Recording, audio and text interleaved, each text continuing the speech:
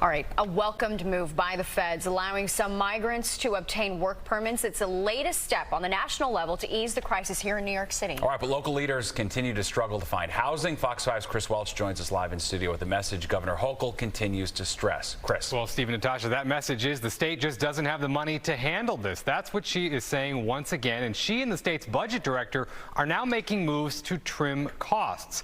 This as crossings at the southern border rise once again. Our shelters really are at capacity right now. Governor Kathy Hochul appearing on MSNBC this morning, stressing the urgent need for more help because she says the state is tapped out. We're working so hard, spending millions of dollars, state dollars, to build shelters. In fact, Hochul's budget director today sending this letter to state agencies, asking them to freeze spending next year at current levels, citing the economy, lower tax revenue, and notably, a humanitarian crisis. It comes as some adult migrants in the city's shelters receive notice that they've hit that 60-day limit that was imposed back in July.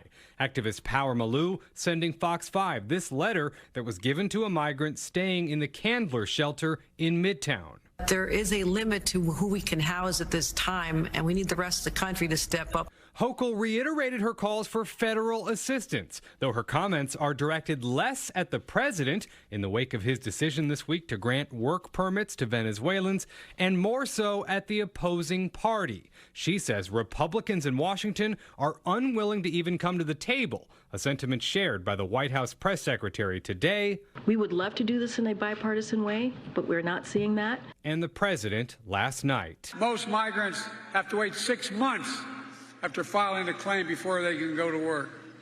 Only Congress can change that. And the finger pointing will only get worse. After a dip in border crossings that followed policy changes in May, more are now coming in. On Wednesday, the border town of Eagle Pass, Texas, announced a state of emergency after nearly 6,000 migrants crossed the Rio Grande into the town of roughly 28,000 people in just 2 days. Governor Kathy Hochul today conceding the issue is a problem for Democrats. I think this is a political vulnerability.